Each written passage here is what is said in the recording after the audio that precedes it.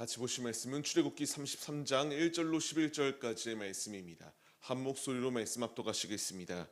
여호와께서 모세에게 이르시되 너는 내가 애굽 땅에서 인도하여 낸 백성과 함께 여기를 떠나서 내가 아브라함과 이삭과 야곱에게 맹세하여 내 자손에게 주기로 한 그 땅으로 올라가라.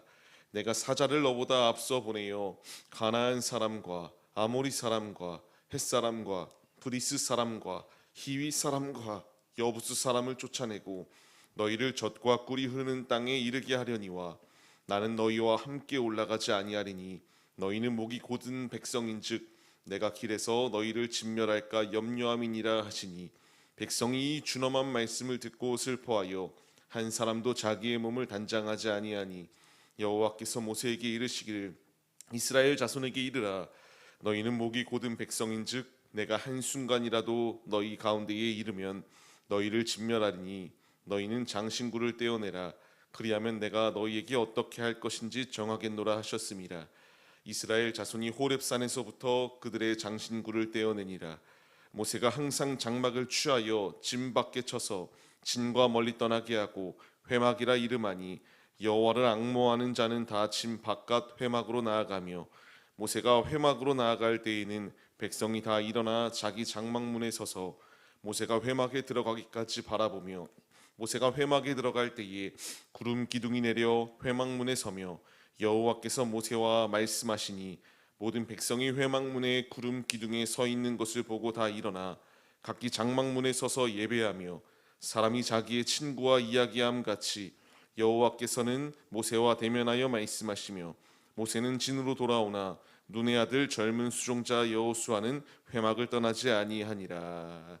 아멘. 할렐루야. 오늘도 예배 자리 가운데 모이신 성도님들 주님의 이름으로 환영하고 축복합니다. 같이 나눌 말씀의 제목은 주님이 함께 하시지 않으면 이라는 말씀의 제목 가운데서 은혜를 나누도록 하겠습니다. 많은 이들은 하나님 없이 살 수 있다라고 하는 생각을 가지고 삽니다. 그렇기 때문에 하나님 없는 인생, 모든 선택과 모든 결정은 자기 자신에게 있다라고 생각하여 하나님 없는 인생들을 참으로 많은 이들이 삽니다. 하지만 아무리 내가 이 세상 가운데서 성공하고 부귀영화를 누리며 아무리 인정받는 삶을 산다 할지라도 하나님이 함께 하시지 아니하면 그것이 진정으로 나의 삶 가운데에서 어떤 축복이 있을까요? 아무리 내가 많은 부를 누리고 있다 할지라도 그것을 천국으로 가지고 갈 수 있는 게 아닙니다. 내가 아무리 많은 명예를 가지고 있다 한들 그것을 하나님 나라에 가지고 갈 수가 없어요.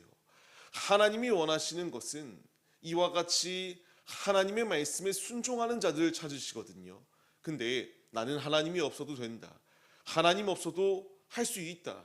모든 것을 다 이루어내고 일굴 수 있다. 라는 마음을 가지고 삶을 살아내는 것.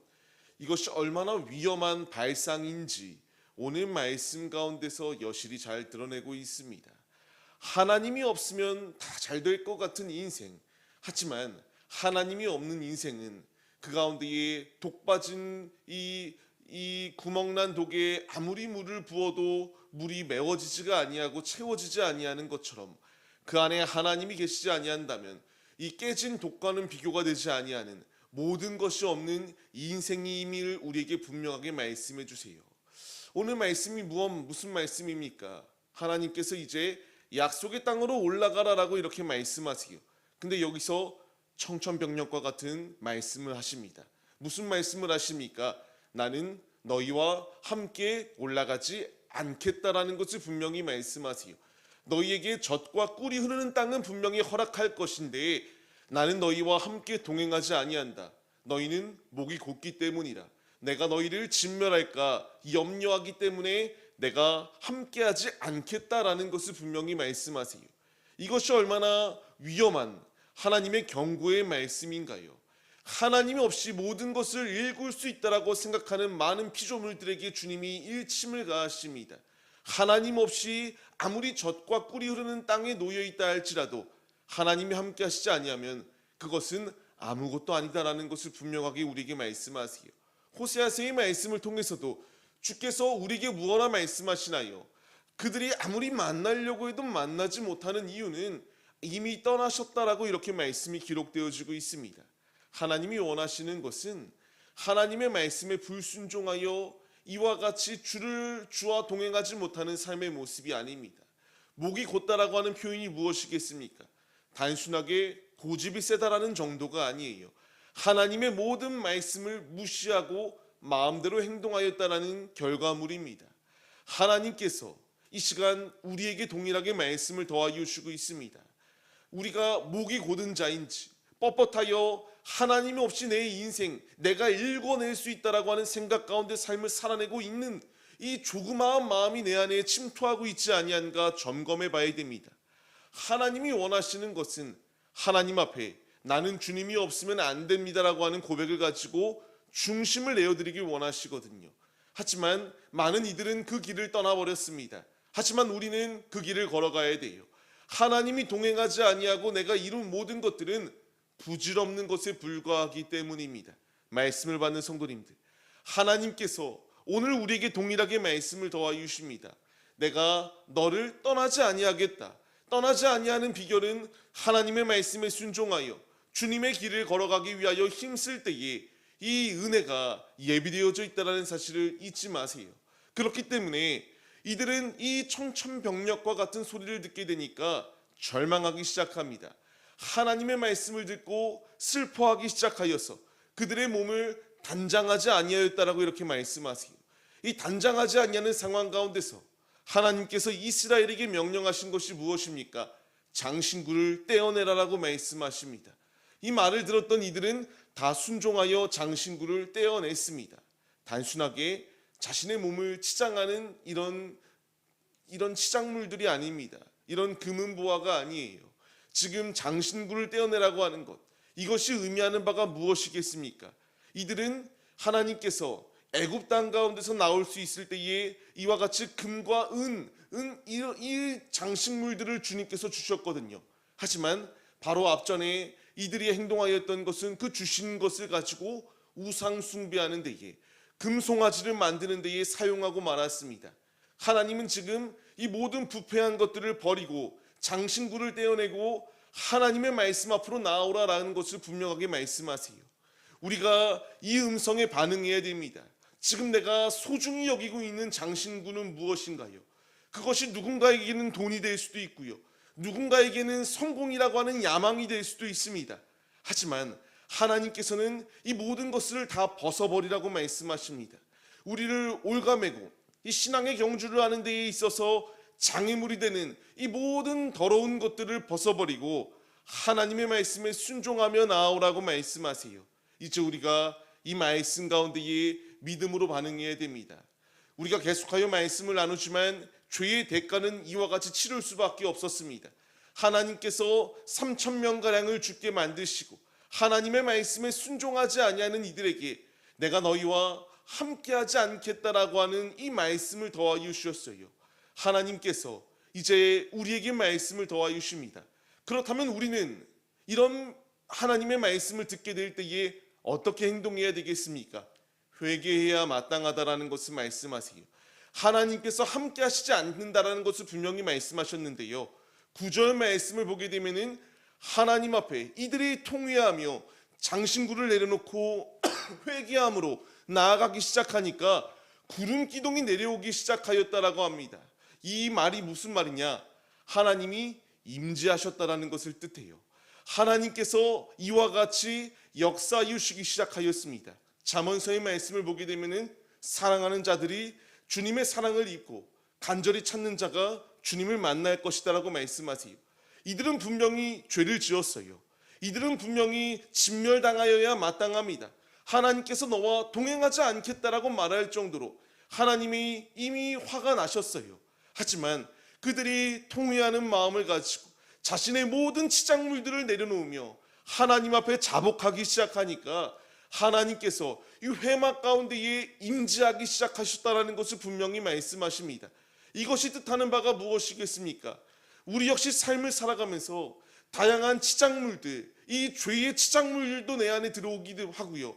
내 안에 시기와 질투와 미움이라고 하는 치장물들이 나를 자꾸만 더 화려하게, 나를 보호하는 보호 본능 가운데에 이와 같이 치장하라고 우리에게 끊임없이 유혹합니다. 하지만 그것은 나를 지켜줄 수 없어요. 이 모든 것을 내려버리고 오직 주님 앞에 믿음으로 나아가기 시작할 때에 주님의 임재하심이 우리 가운데 임한다라는 사실을 잊지 마시기 바랍니다. 주님이 임재하심이 없는 인생은 아무리 성공해도 거듭 말씀드리는 것처럼 부질없는 인생이에요. 하나님이 함께 하시는 인생, 내가 이 세상에서는 나그네기에 보잘것없고 남들에 비해서 많이 부족해 보일 수도 있어요. 하지만 주님을 가진 것, 그것은 가장 최고의 축복을 받은 하나님의 선물이다라는 사실을 우리가 잊지 말아야 합니다. 그렇기에 우리는 그 주님 앞에 나아가야 마땅해요. 내 가진 것, 내 부족함, 무엇을 가지고 나아가야 되겠습니까? 예수 그리스도의 이름으로 나아가야 됩니다. 내 스스로의 힘으로는 아무것도 할 수 없는 연약한 존재들이 우리들이지만 대제사장 되시고 우리의 중보자가 되시는 예수 그리스도를 의지하며 나아갈 때에 주님께서 휘장을 찢으시듯 하나님과의 막힌 담을 허물어 주셨고 이제 아버지 앞에 나와 주님의 임재하심을 충만히 누릴 수 있도록 주께서 우리의 삶 가운데에 일하여 주시고 있습니다. 이제 우리가 말씀에 반응해야 됩니다. 하나님이 안 계신다라는 말을 들었을 때, 동행하지 아니하신다라는 음성에 이들이 슬퍼하며 모든 것을 내어버리고 주 앞에 회개하였던 것처럼 회개하여 우리도 살 수 있는 길로 나아가야 함이 마땅함을 잊지 마세요. 사순절 기간을 계속하여 지나가고 있습니다. 우리는 예수 그리스도의 이 행적들을 묵상해 나가는 것으로 그치는 게 아니라 닮아 나가기 위하여 힘써야 됩니다. 예수님께서 이 땅 가운데 오셔서 이 모든 사역들을 행하시며 주님의 나라를 전파하셨던 것처럼 이제 성전된 우리들이 주님 안에 깨끗해져야 함을 잊지 마시고, 깨끗해질 수 있는 길은 아무리 좋은 세제를 가지고 빡빡 닦는다고 이것이 깨끗해지는 게 아니라 예수 그리스도로 깨끗해질 수 있다는 사실을 잊지 마시고 우리를 오직 주님으로 정결히 씻어 주께 아름다운 거룩한 신부로 중심을 내어드릴 수 있는 우리들의 모습이 되시기를 바랍니다. 그렇기에 결론적으로 우리에게는 주님이 필수 불가결입니다. 무조건적으로 필요해요. 주님이 없으면 나는 아무것도 아닌 인생입니다. 이 분명한 사실을 잊지 마시고 오늘의 우리의 모든 삶 가운데에 주께서 주관하여 주사 나의 사업장, 나의 일터, 나의 학업 모든 것들이 주님 안에 온전히 승리하는 이 복된 자리 가운데 거하는 우리들의 모습이 될 수 있도록 함께 해달라고 간절한 마음으로 기도드리시고 주님의 은혜로 오늘 하루도 힘차게 승리하시기를 주의 이름으로 간절히 축원합니다.